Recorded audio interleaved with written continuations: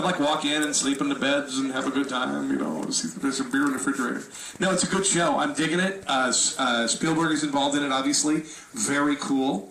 Would you guys like to meet one of the cast members? Ladies and gentlemen, Moon Bloodgood is joining us today. Come on! She plays Annie Glass on the show. Hello! I would go into all your movie and TV credits, but we'll be here all night doing that. But let's talk about family. It's about people and how they deal with their interpersonal relationships in a completely disastrous situation. So I said, they offered me the part. I actually didn't even have to audition. Thank God. I hate auditioning. especially when Spielberg's sitting there going, really? Okay. Yeah. But have you had a chance to meet Mr. Spielberg and talk about this? Yeah, he came up when we shot the pilot, which is, I guess, the first episode, and it was up in Toronto, and it was kind of a surprise. They didn't want us to know, and he's really personal. He talks to everybody. Everyone's important. There's no attitude. There's no pretentiousness. And then when we screened the pilot, I brought my mom, and I introduced Spielberg to her. He's just so gracious, really, really kind, good human being. Good deal. Yeah. And actually, his finger glows. Did you know? Like, it really does. It's crazy. It happens. But no, I'm curious because I think the first question that comes to mind, where'd you film this? Where'd you film it all? Were you all over the place? Where's JFK High School? My son, since we started watching this, he like drives by and goes, where's JFK High School? I'm like, well, there's a lot of JFK High Schools around here, Will. I know. Where did you film most of this? Well, it was all in the outskirts of Toronto, okay. And you get these like Canadian tax breaks when you shoot in Canada, and so you try to replicate Boston, and Toronto was one of the only cities that could kind of replicate that old look that Boston has, and I would love to shoot in Boston. Bob Rodat, who wrote the script, is from Boston. He has 3 sons. It kind of started, he kind of put himself in that character, probably thinking he was going to get a work out of Boston, not realizing we were just going to shoot it up in Toronto. Plus the marijuana in Canada is so much better. What? I don't even know what marijuana is. Did I say that out loud? I'm just kidding.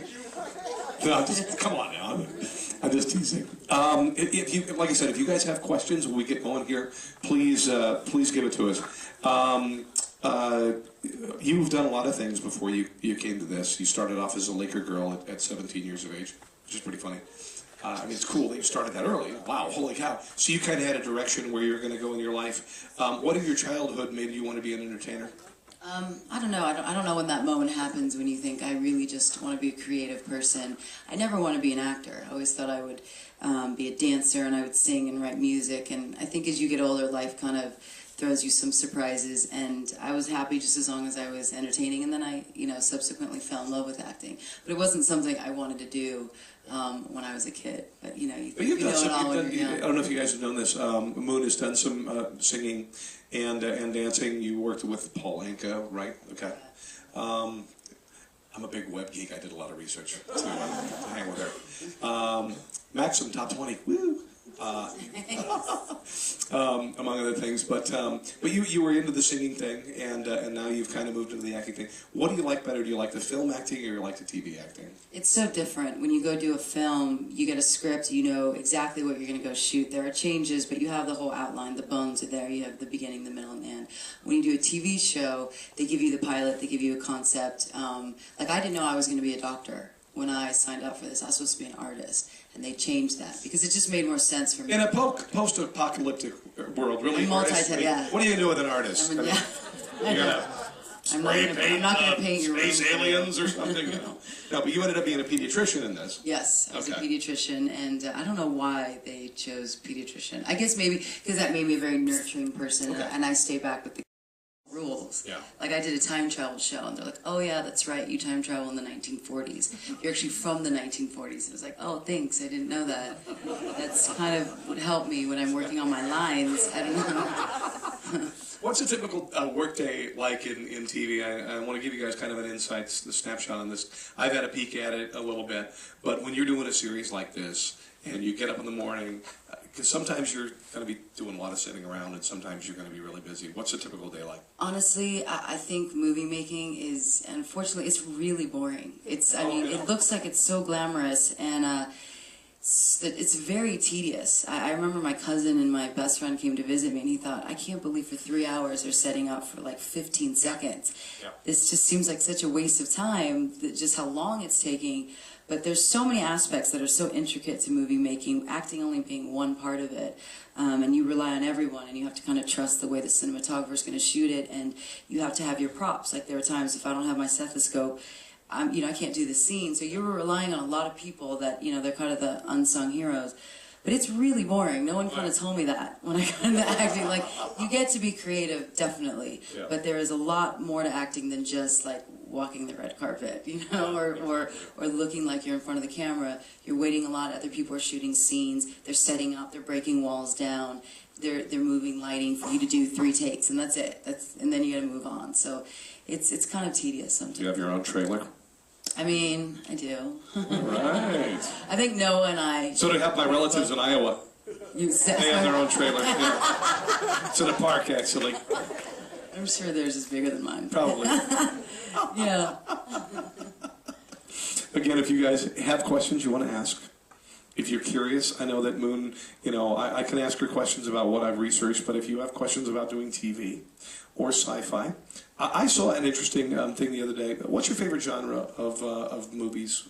What are you into? What's your favorite movie? What's your favorite sci-fi movie? My favorite science fiction movie is probably Blade Runner. It was, come on! Yeah, yes. Great movie, and I like the director's cut. No voiceover.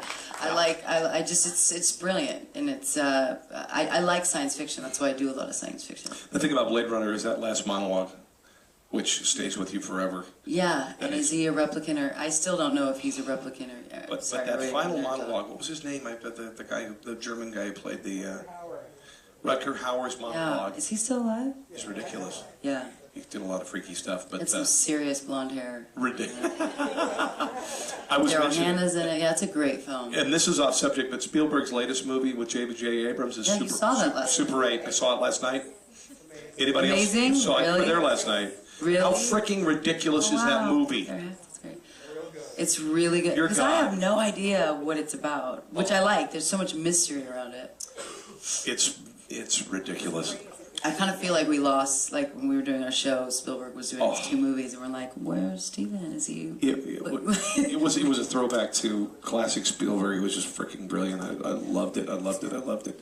I think Spielberg really knows how to do science fiction. He just gets it. He's just such a master of just keeping you kind of like, whether it's Jaws or it's Close Encounters, he's really such a great storyteller. You also did the last of the Terminator series, Terminator Salvation. How was that? Because you were with Christian Bale. Yeah. Is he a big jerk? Is he? No, I'm just kidding. No, God, no. She's going to open up with me on this. Oh yeah, he's a bastard. No, but he's not. But he's not. Okay. I mean, listen. All actors are, complex, and and I think if you saw the intense place you have to go sometimes to get into a character. But I was in my trailer, and Christian's very gracious. He's such a family man. Okay.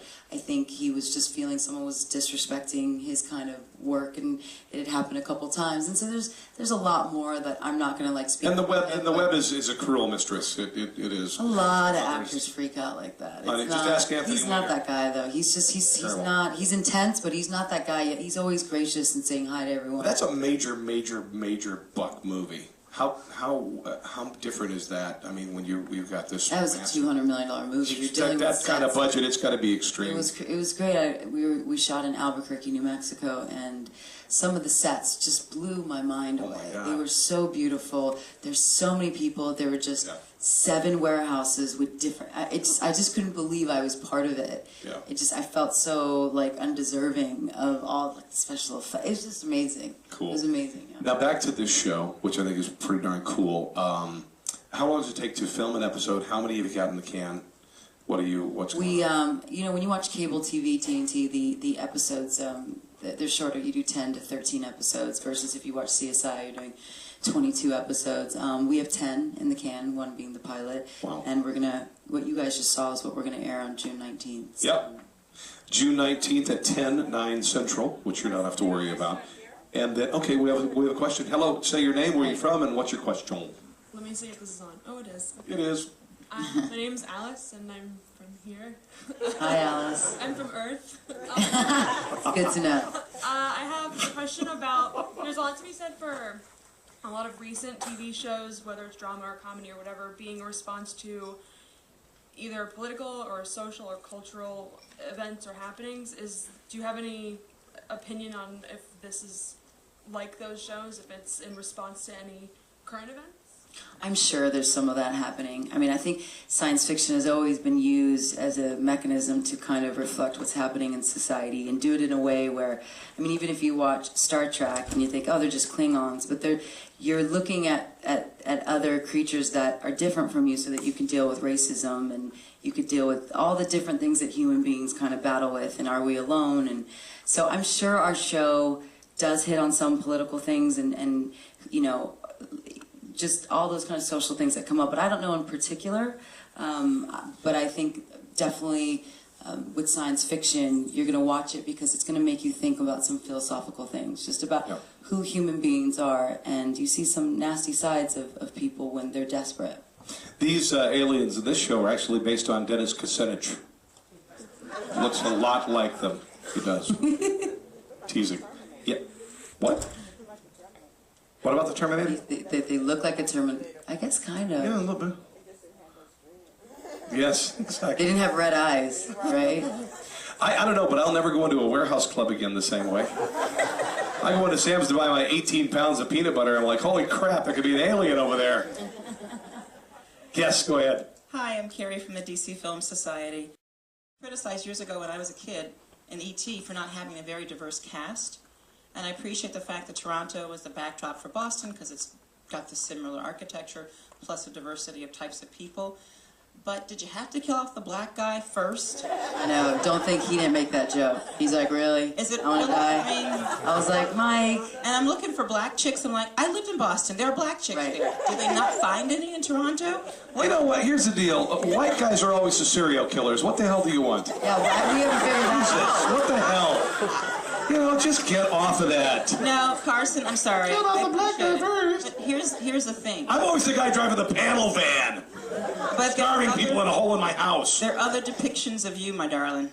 And there aren't many depictions of people who look like me in these films. And am I going to be there when it's all over? That has been a question since we started writing science fiction, and I still have yet to see any of the directors who take that on. Well, I have to tell you that I'm of mixed heritage, and I grew up. I see that. I fight for Caucasian roles, and I walk in the room and I see like everyone's white and blonde. Am I going to get this role? Am I going to be? And I know when I got Terminator, they told me that the fact that I was of mixed heritage, I'm half Asian, half white, and also with Spielberg that he really wanted a diverse cast. I think sometimes they're looking for the best actor who fits the best character, but I, if anyone, feel like I've never been, gotten a job because I was white enough. I've always been mixed. I've always been ethnic, and it's a little more cooler now to be Asian, but it wasn't, It wasn't 20 10, years ago. 15 years ago. So I'm glad that I'm the, what they call the lead female in a Spielberg show, and I'm mixed. I believe they tried, but I think, we're still... We're still fighting it, yeah. Yeah, and I still see, I did a show with Taye Diggs called Daybreak, and I was... it was a African... It was a good show. It was real high concept, and he was the lead. It was just Taye. And it's such a wonderful guy. Yeah, and we really wanted that to succeed because it was he and I leading a show, two non-white people. Non-traditional mainstream people, yeah. But people have to tune into those shows. Right. And then when everyone tunes in to watch Daybreak, then another Taye Diggs show can happen, and another African-American get... Well, let's just applaud the fact that the white guy was a potential rapist and got killed in the gymnasium up there. So, there you go. The chick killed All right, him. there you go. You're welcome. All right. Wow, I've never felt so guilty being white in my life. I won't say that I'm from Iowa. Dear God. Let me ask you this: if you weren't doing this in your career, if this wasn't your career, what would you be doing? What would be your career? What would you be doing now, other than acting and dancing and singing? I don't know. I know that I'm. You know what? I just got into bowling. I'd really love to have my own bowling alley. Yes, she looks like a pro bowler, doesn't No, she? I'm telling you, I joined a league. We're called the Honey Badgers, and I love it. It's based on that video. I don't know if any of you guys seen that video. I seriously would own a karaoke room that's attached to the bowling alley, and I'd run the diner, and I'd have a back. Hell yes. let's hear it for that. That's a nice Really, dream there. I love bowling. Run a bowling alley, a karaoke bar. Seriously, do you live in LA, right? I do. They've got a Strike 300 down by the Kodak Theater that just kicks ass, and it's I gotta tell you, I'm kind of a purist. Lucky Strikes, they're like crummy old bowling alley. Nothing wrong with that either, baby. No, I want a real like smelly bowling alley. Amen. And they shouldn't have I ever want a banned real smoking from a bowling alley because it's supposed to smell like smoke. Yeah. Oh yes, go ahead. My name's Amber. I'm from DC. Yes, sir. First of all, do you like Doctor Who? Do I like Doctor Who. I don't know who Doctor Who is. Oh wow! Educate me. Who's Doctor Who? Doctor Who is just like... It's from the BBC from the 70s and 80s. Yeah, I don't know. It's revitalized in 2005 and it's been getting bigger, and it's like the latest season is based in America. No, I don't. This isn't a convention, you know that. This is not. This is like Comic-Con right now. There are no people here wearing Doctor Who clothing and stuff. What is it you like? Basically, my question is, if like this series goes on for X amount of years and it does really well, but you ultimately get an opportunity to do something that Oscar worthy, how would you lean on that? When you sign up for television, you can go do guest starring parts, but you can't go do another television show. You can only do films. So until your show gets canceled, I'm under TNT. They've got me by the, you know what? This is why you don't I'll try see. to check out Doctor Who. Yeah, this is why Jennifer Aniston's not in this show. In case you were wondering. Let's do a couple more questions here. I know you've got a flight to catch. Are there any questions for the audience? I always like to ask. Yes, go ahead. You don't know, like, see on that thing where I can get in? You would like to get in? I guess you'd have to audition. I think you're well on the way to We being a need space alien. a man with a good beer. You're right there. You are right there. Like a. I'm just teasing. Two more questions. I want to ask you a question. Do you have a collection Anything. of anything? Do you collect anything? Sooner or later we collect things. No. Some people it's wives. Not me. But you don't have a collection, really? You don't have anything that you have more than several of? I kind of got no, I'm not into shoes. These You don't have any Hummels are or not even my anything? shoes, just so you guys know. Those are fabulous. They kind of like gave me this outfit to look cute, but I don't even own it. Isn't that embarrassing? What's really embarrassing is she has to return it before she gets on the flight today. No, and I've already like dropped food. I already have a stain on my shirt. Oops. I don't collect anything. I wish I could say I did, like collected matches or something. You know what? Because I don't like clutter. I'm very clean. I don't like a lot of junk, and I try not to buy. I told myself if there's anything I buy, then I better give something away, because I just feel like we just collect so much stuff. Yeah, see, I'm married with children. We fill up the space we're in. Yeah. That's it. That's great. And you know who's like that? Actually, Noah. Noah and I talk about this. He loves collecting like all kinds of trinkets, and he's got Marilyn Monroe's beauty box that she kept all her makeup. He's got Marlon Brando books that he has like writing in it. He's a really bright intellectual guy, and he collects. Seems like a pretty cool dude. He is a very cool. Is he a family man too? Absolutely. The kids were always around, coming and visiting him in Toronto. He's a fabulous father. By the way, Will Patton, I'm a freaking huge fan of his, and I have been since No Way Out in 1980. And I remember his performance, and that was ridiculous. And is he a lot of fun? He is a character that was actually supposed to die off soon. Will Patton's the guy with the hat. He's very intense. He's Captain Weaver. Right there, dude. Yeah, the leader of Massachusetts. He's amazing. He really does walk on a set, and we all idolize him. Noah, me, he's so professional, but he's so present emotionally that you feel like you don't want to mess up. You don't want to let him down. You better know your stuff, because he wants everyone to be just like prepared. Do you remember him in Armageddon? He's been in so much stuff. He's been in everything. He's a brilliant actor. Oh my God, he is. Yeah, I'm a big fan. One more question. Go ahead. Yes. Yeah, I'm Marlene from Merle. Hi. And I want you to know I've been a fan for years. Oh, thank you. I was really psyched to see you tonight. Oh, thank you so much. And especially since I love sci-fi. My question. You know who Doctor Who is? I might have to go look that up. Okay, thanks. Anyway, you said there are 10 Episodes? episodes that are already done. Yeah. Okay, that being said, are we going to have a little hope here? Are these people going to, Yeah, I think TNT, Yeah, it is hopeful. They don't want it to get so dark, because certainly you don't want to watch a show that's already so heavy and just feel like, wow, I really feel depressed after watching this. Our whole show, the kernel of truth in this is always hope, always having hope, always trying to be better as a human race, and it's not super depressing, no. And I like that, because life is hard. I need to watch a show that is a little uplifting. Well, the thing I like about the show, and I'm a dad, so it is about hope. It is about Noah Wiley's never-ending hope to defeat the aliens, despite everybody saying, "You're dead. You're never going to make it."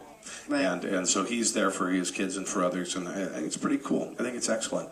Yeah. And it's kind of his first time, I think, doing a science fiction show. And what was really crazy was that I had to play a doctor with Noah Wiley. I cannot tell you. Oh my gosh.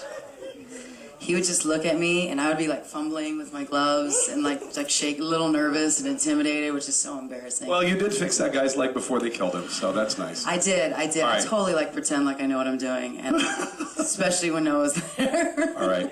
Well, Moon, thanks for coming. Let's hear from Moon, everybody. Thank you Come on. guys so much. Very cool. Hope you enjoyed the show, and guys, again, make sure to check out the show.